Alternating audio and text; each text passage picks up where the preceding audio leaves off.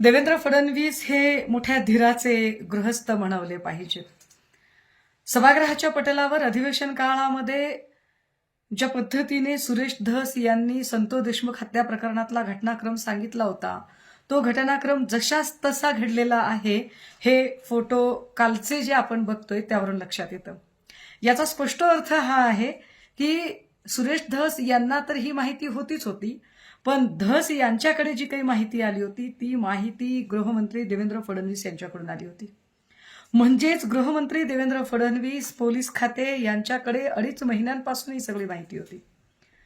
2.5 महिन्यांपासून एवढं क्रौर्याची परिसीमा असणारी माहिती त्यांच्याकडे असतानाही ते क्रौर्य उरात घेऊन, त्या घटनेचं ते क्रौर्य उरात घेऊन ते वावरत होते आणि त्यांच्या मनात जराही चलबिचल होत नव्हती.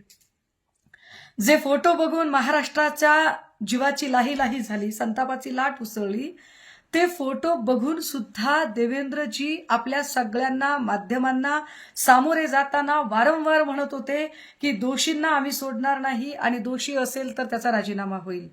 दोषी असेल तर राजीनामा होईल हे तुम्ही आत्ता फोटो बाहेर आल्यानंतर राजीनामा घेता. म्हणजे 2.5 महिन्यांपूर्वी तुमच्याकडे फोटो होते आणि फोटो असतानाही तुम्ही तो राजीनामा घेत नव्हतात. म्हणजे तुम्हाला नेमकं काय करायचं होतं? कारण हे तर उघड आहे की तुम्हाला धनंजय मुंडेंचा राजीनामा हवा होता, परंतु तो राजीनामा घेत असताना तुम्ही ज्या पद्धतीने गेली 2-2.5 महिन्यांचा वेळ काढूपणा केला, हा वेळ कशासाठी घेतला? कुठला पॉलिटिकल अजेंडा भाजपाला राबवायचा होता? मराठा आंदोलक मनोज जरांगेही म्हणाले की त्यांना त्यांचा एक अजेंडा राबवायचा होता. कोणत्या अजेंड्यासाठी 2.5 महिने? हा इतकं म्हणजे इतकी सहनशीलता, इतका पेशन्स देवेंद्रजींकडे होता.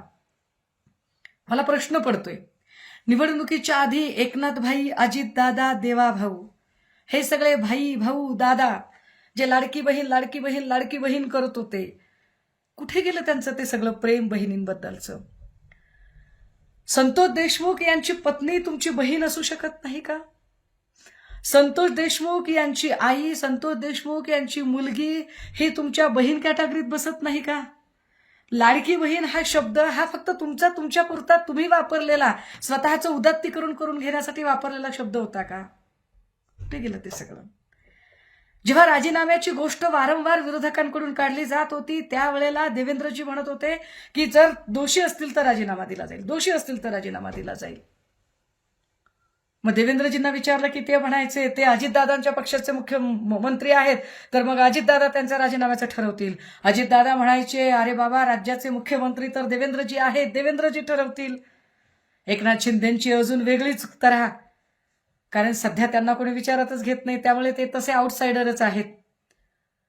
बरं, ह्या सगळ्यांमध्ये दोघे जण नंतर कंटाळून म्हणायला लागले की धनंजय मुंडेंनी स्वतः त्यांनी आम्ही नैतिकता म्हणून एकदा राजीनामा दिला होता, धनंजय मुंडेंनी त्यांचा राजीनामा द्यावा. तर धनंजय मुंडे म्हणायचे ते दोघे जेव्हा म्हणतील तेव्हा आम्ही राजीनामा देऊ.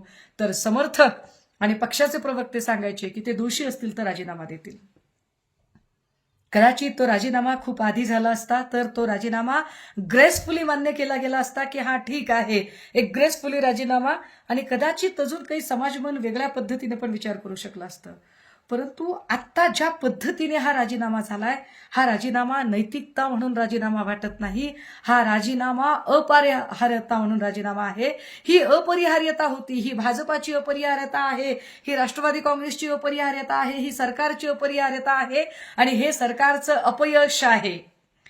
हे अपयश आहे सरकारचं की तुम्हाला एका मागच्या हिवाळी अधिवेशनात जी गोष्ट माहिती होती, ज्या गोष्टीवर तुम्ही सातत्याने बोलत होतात, ती गोष्ट बाहेर आणता तुम्ही आत्ता राज्याचं बजेट सेशन पर्यंत तुम्ही वाट बघितली आणि एवढा काळ तुम्ही संतोष देशमुखांच्या हत्येला राजकीय इष्टापत्तीसारखं वापरून घेतलं. तुम्हाला जेवढं शक्य होतं तेवढं तुमचा पॉलिटिकल अजेंडा राबवण्यासाठी तुम्ही या सगळ्या गोष्टी केल्या. तुम्हाला याच्यामध्ये ना देशमुख कुटुंबांचं काही देणं घेणं होतं, ना इतरांचं काही देणं घेणं होतं. कुठल्या पद्धतीची माणसं आहोत आपण? म्हणजे कालच्या ते सगळे फोटो बघितल्यानंतर प्रश्न पडतो की अरे, मी बघितला नाही तो कुठल्या तरी चित्रपटामध्ये औरंगजेबाचं क्रौर्य दाखवलं गेलं म्हणे, पण ते औरंगजेबाचं क्रौर्य सुद्धा फिकं पडलं असेल, इतकी क्रौर्याची परिसीमा या हत्या प्रकरणात गाठलेली आहे. हे इतकं क्रौर्य, हे माणसं आहेत का? मी दंतकथा ऐकल्या होत्या कधी काळी की कोणी राक्षस असतात. राक्षस कसे दिसतात मी बघितले नाहीत, परंतु कालचे फोटो बघितल्यानंतर राक्षस याच्यापेक्षा वेगळे असू शकत नाहीत, किंबहुना कदाचित ते यांच्यापेक्षा अजून सोबर असतील का. किती क्रूर. मृतदेहाच्या सोबत सुद्धा म्हणजे जिवंत असेपर्यंत हाल हाल करून मारायचं आणि मेल्यानंतर सुद्धा त्याला त्याचे इतके हाल करणं हे हे हे माणसं करू शकत नाहीत. परंतु हे सगळं घडल्यानंतर, हे सगळे पुरावे हाती लागल्यानंतर, हे व्हिडिओज फोटोज समोर आल्यानंतर सुद्धा जर देवेंद्रजी 2.5 महिने शांत बसत असतील, 2.5 महिने फक्त आणि फक्त हा टेम्पो वाढवत नेला जात असेल, तर देवेंद्रजी आपण तरी माणूस म्हणून घेण्यासाठी पात्र आहोत का. आपल्याला असं वाटलंच नाही की आपण तातडीनं निर्णय घेतला पाहिजे. आत्ता जे फोटो बाहेर आलेत हे न कळण्या इतकी जनता दुधखुळी नाही. हे फोटो काय पद्धतीने बाहेर काढले गेलेत, बरोबर अधिवेशनाच्या आधी एकदम व्यवस्थित पद्धतीने ते फोटो बाहेर काढले गेले, पण ते फोटो बाहेर काढण्याच्या आधी 2.5 महिन्यांपासून तुमच्या जवळ होते. तुम्ही चार्जशीटच्या बहाण्याने बाहेर काढले, पण 2.5 महिने का 2.5 महिने त्या राजीनाम्यासाठी तरी तुम्ही शांत बसलात. आत्ता तुम्ही राजीनामा जरी घेतला आणि काही जरी केलं तरी आत्ता मात्र तुम्ही सुद्धा तितकेच दोषी असता. कारण गुन्हा करणारा तर गुन्हेगार असतोच असतो, पण गुन्हेगाराला पाठीशी घालणारा सुद्धा तेवढाच गुन्हेगार असतो. गेले 2.5 महिने तुम्ही या सगळ्यांना पाठीशी घालायचा प्रयत्न केला. तुम्ही सुद्धा कुठे ना कुठे कारणीभूत आहात. कारण ज्या पोलिसांचं वर्णन केलं जातं, जे पोलीस परळी प्रकरणामध्ये होते सांगितलं जातंय, परळीतल्या बदल्या वारंवार होत नव्हत्या वगैरे हे सगळं सांगितलं जातंय.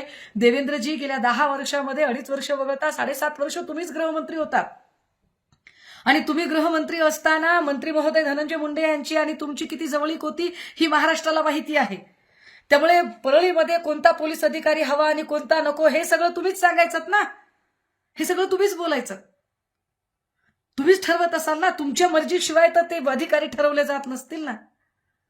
तरीही तुम्हाला सगळं माहिती असतानाही देवेंद्रजी तुम्ही 2.5-3 महिने हे एवढं मोठं सत्य लोकांपासून दडवून ठेवलं, लोकांना अंधारात ठेवलं, लोकांच्या भावनांशी खेळत राहिलात.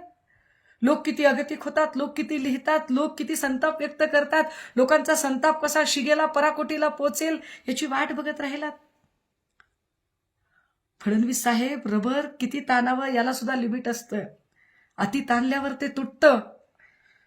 तुम्ही महाराष्ट्राचा विश्वास किती ताणावा याला काहीतरी लिमिट. आणि 3 महिन्यानंतर अति ताणून ज्या पद्धतीचे फोटो बाहेर आलेत, तो भरोसा तुटलाय, तो विश्वास तुटलाय. ज्या लोकांना 5वी बहुमत मिळालेलं आहे त्या 5वी बहुमताचे परिणाम महाराष्ट्राची जनता भोगत आहे का असा प्रश्न निर्माण होतोय. तुमची अजितदादांची दादागिरी, एकनाथ शिंदेंची एकनाथ भाई भाईगिरी आणि देवा भाऊ तुमची भाऊगिरी. दादा भाऊ भाई तुम्ही कुणीही बहिणींना न्याय देऊ शकत नाही. संतोष देशमुखांच्या कुटुंबातली आई, लेक, बहीण, पत्नी ही कदाचित तुम्हाला बहीण वाटत नाही, कारण तुमचा तो निव्वळ आणि निव्वळ तो निवडणुकीतला फार्स होता. याच्या पलीकडे काही नाही हे पुन्हा एकदा स्पष्ट होतंय.